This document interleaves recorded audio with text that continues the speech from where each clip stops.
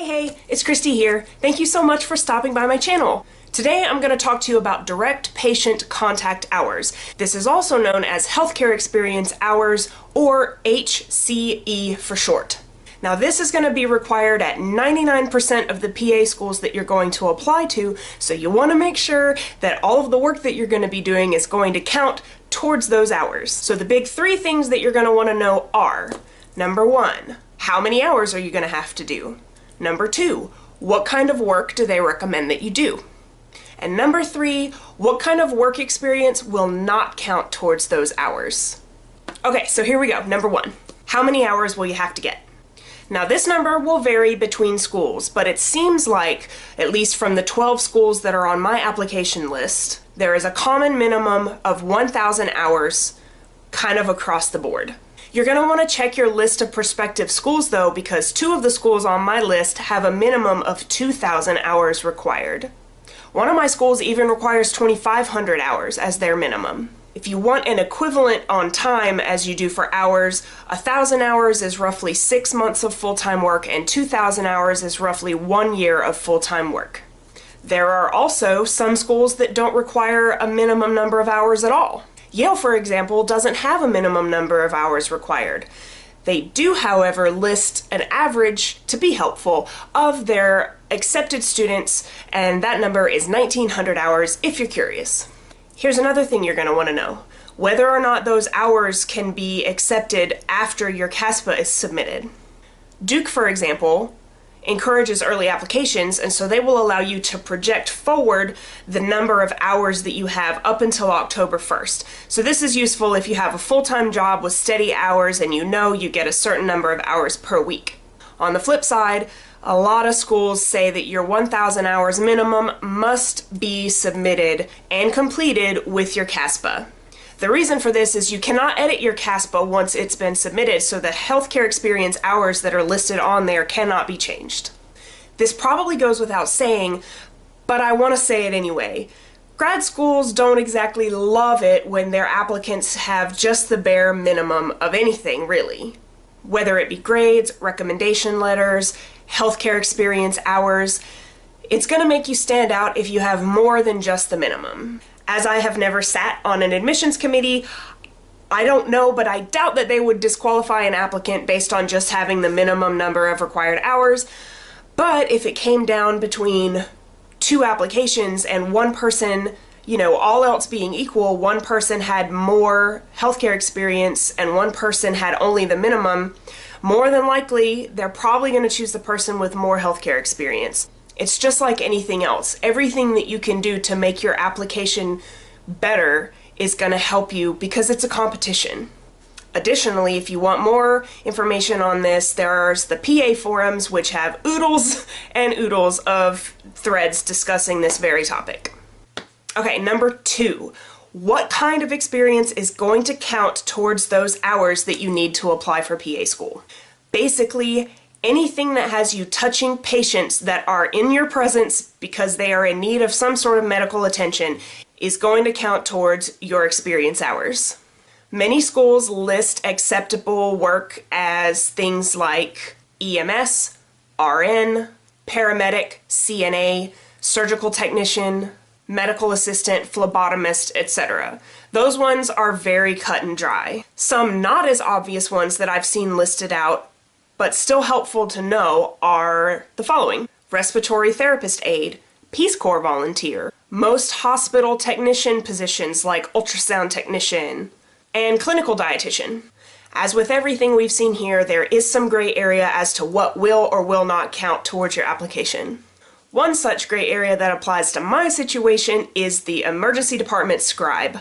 If you're not familiar with what a scribe does, basically we have a rolling computer and we follow the doctor around, or the physician assistant depending on the location, into every patient's room, where with the patient from beginning to end, we see everything that the doctor does and we do their charts for them in real time so that they, when they get done, don't have a bunch of backlogged paperwork to get done, and it increases their efficiency within their practice. I think it's awesome, but we're not allowed to touch patients. This was an awesome way to get some clinical experience when I was a pre-med student, but then I found out that the roughly 700 hours that I completed working as a scribe won't count towards most PA schools' requirements. Some schools will, some schools won't, but it's best if you have some sort of gray area experience that you want to make sure your school does or does not count, to contact the school that you're most interested in going to and seeing what they say about it. Okay, finally, number 3, the experience that definitely does not count towards your healthcare experience hours. Again, there is a lot of variety between schools, but here are a few commonalities between everyone. Administrative-only positions will not count. This includes occupations such as medical transcriptionist, medical secretary, medical translator, etc. They also don't consider any kind of fitness trainer position, such as aerobic instructors, personal trainers, things like that, as medical healthcare experience. Responder positions like ski patrollers and lifeguards also won't count, nor will course instructors like CPR and other types of courses. One final point. A lot of schools stipulate that you can either do paid or unpaid healthcare experience hours that will count towards your application. However, they will say on their website that healthcare experience that is paid looks better to the admissions committees than healthcare experience that is not paid.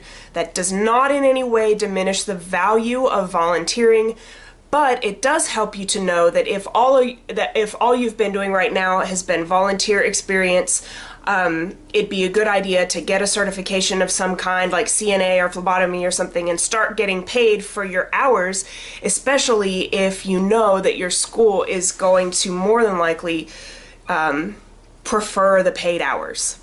If you're concerned about your own situation in regards to this, I found that information pretty easily on the frequently asked questions portions of all of the schools on my list. So whatever schools are on your list, I would scour the FAQ and see what they say about that subject. If you can't find it, I would ask directly so that you don't waste any of your valuable time on hours that won't count towards your application. Since I only have around 700 hours of scribing experience, and that doesn't even count for most of the schools, I'm going to get my phlebotomy certification this summer. I actually start classes in about 2 weeks.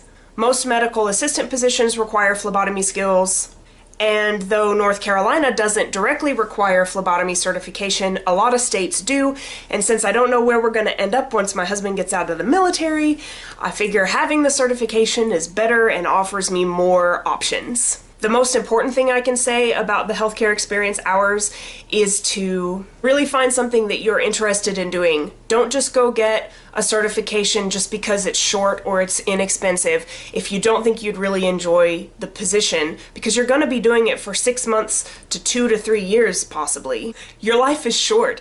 You gotta enjoy what you're doing. There are opportunities out there, and don't feel like you're in such a rush that you have to take the very bare, bottom of the barrel thing that you first find.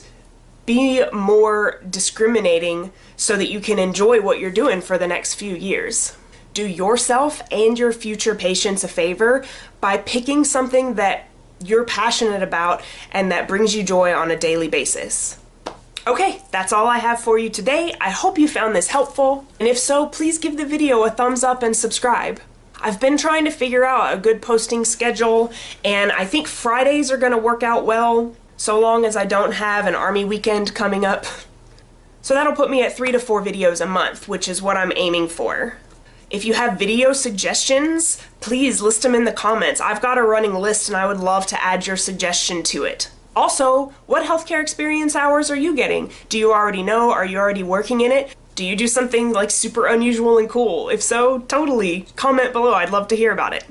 So thanks so much for stopping by, and I'll see you soon. Bye!